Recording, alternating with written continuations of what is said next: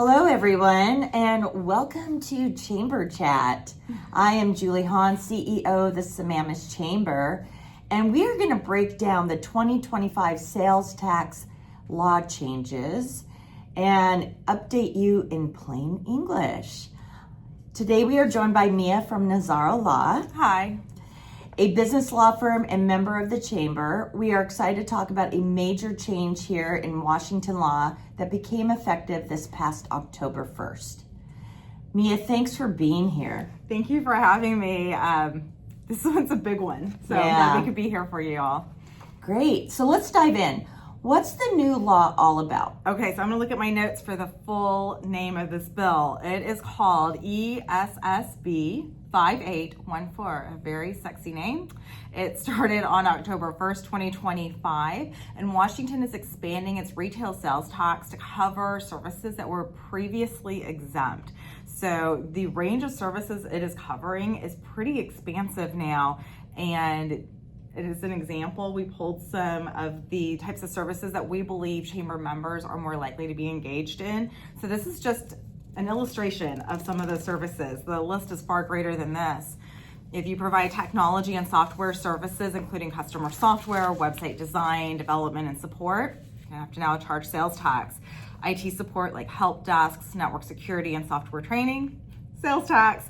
Payroll services, security services for processing background checks and PI work, temporary staffing, live presentations, whether online or in person, for things like lectures, workshops, courses, and seminars now require sales tax.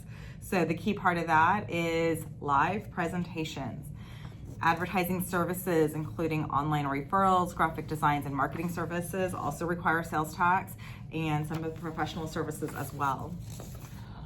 So tell me about some of those professional services that are included. So we have business advisors, analysts, digital service providers. They now all fall under retail sales tax provisions. And so you want to look and see what type of services you're providing, and do those services now trigger retail sales tax? Oh my goodness. Okay. Well, let's see. What if a business offers both taxable and exempt services? So you're going to have to figure out which ones are taxable and which ones are exempt, and only the revenue tied to those taxable services is subject to the sales tax. So if you offer both, then you're going to have to differentiate in your books and in your invoicing system which ones incur a sales tax. And you also have to realize that there are certain exempt services that might still be exempt. And so bookkeeping and accounting, education, or medical services, a lot of those are still exempt, but those providers may be offering non-exempt service lines. So they might be doing live presentations and trainings, and those are going to require sales tax. And so for all businesses, it's really important to understand where you're deriving your income from and how the services are classified in Washington. Okay, so let's say I'm a business owner. How do I know which sales tax rate to charge? So first, you're going to figure out which of your services are now taxable. And then you're going to look at what is called the destination-based sourcing hierarchy. So we're going to go over just the most common analysis, and this is not easy. So we're going to go through some examples. So the new tax rate for retail services is going to depend on where your customer first receives your service. So if your customer comes into your office and receives a report or a disc or a printout, then they receive it at your place of business, and the taxable location is your place of business. So if I have a client that comes into my Sammamish design consulting firm to obtain a report or a layout of what that design looks like with recommendations, then I'm going to tax it for Sammamish sale. Now I still have to put in all of the information to get the right tax rate. So I want to put in the address and the zip code plus the additional 4 digits to get the correct tax rate. But what if my client doesn't come into the office? Most of us don't go and collect anything in person anymore. So if you know where that service is going to be provided, then you're going to tax based on that location. So a Sammamish business may still be working with a Mercer Island based business, but they know that it's the Bellevue office that is receiving the report. So they're going to have to tax at the Bellevue location tax rate. Now, if you have a Mercer Island address, but you're not sure where it's going to be first used, maybe you know that employees all work remotely, then you would use that Mercer Island address as the business on record. It's the principal place of business. And so you're going to use the Mercer Island address if you do not know the location of first use. So the most important part of this is knowing where people are going to use your product services. And this is not always an easy question to answer. There's some more layers to this, but those are the most common ways that we can determine how to source the taxes. And it can become more complicated if the taxes need to be sourced to different locations for the same service. They need to be apportioned. And so when we do that, it becomes a lot more complicated, which at that point you can speak to a tax professional or your lawyer for your specific information. Oh, okay. Well, this sounds like a lot to keep track of. What should businesses be doing right now? So that's a really good question. We highly, highly recommend that you update your invoices right now to reflect sales tax, that you have a process for determining sales tax, that you are reviewing your contracts to determine what services are taxed at which rates and what type of rate you should be charging based on, like we said, the destination sourcing rules.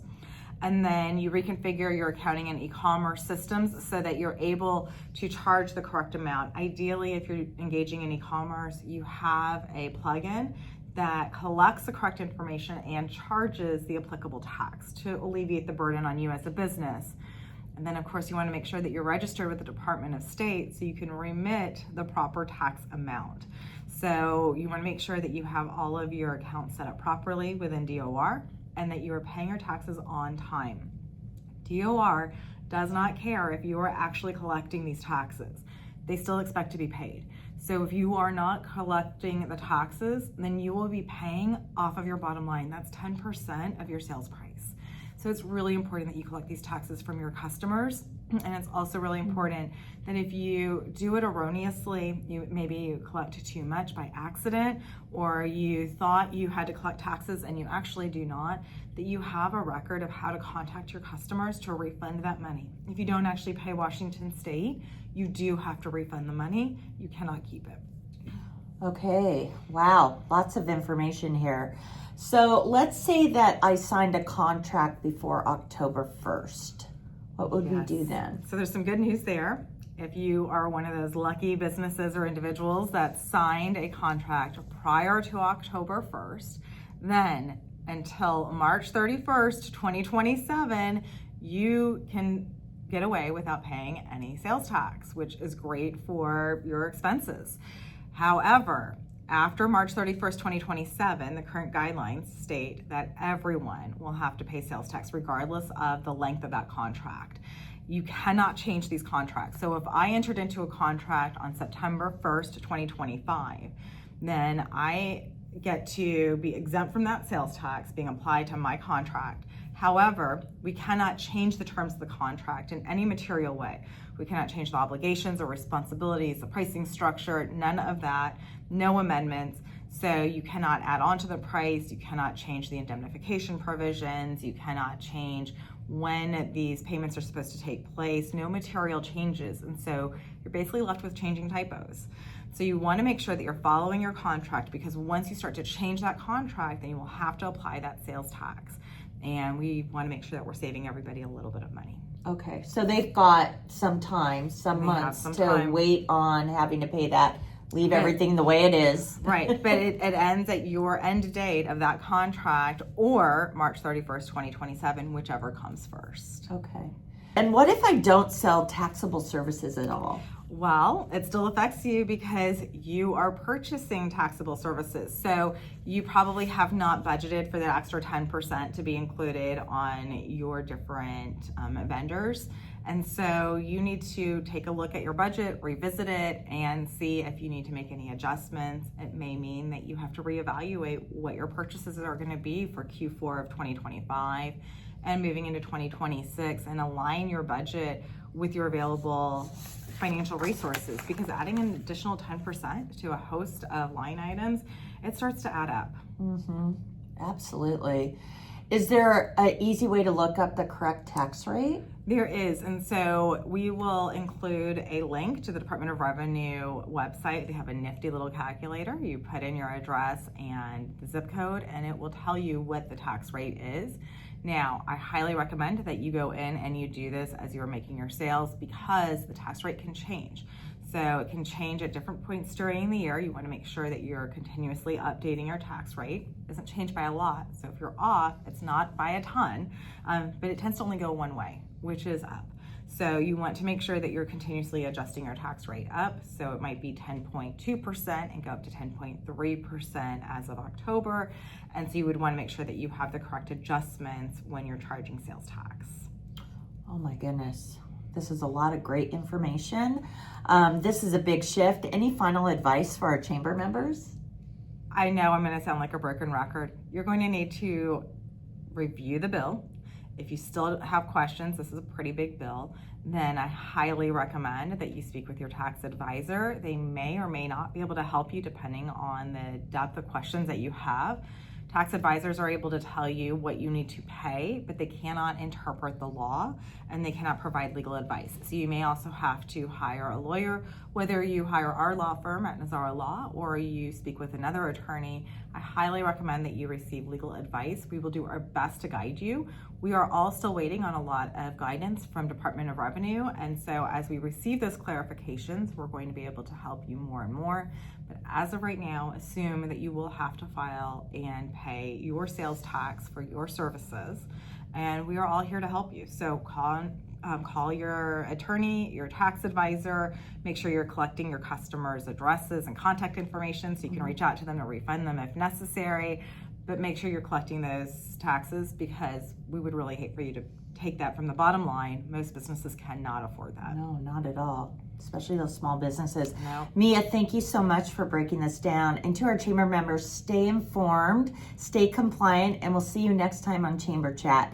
We will be providing some resource links that will be along with this Chamber Chat video. So thank you so much.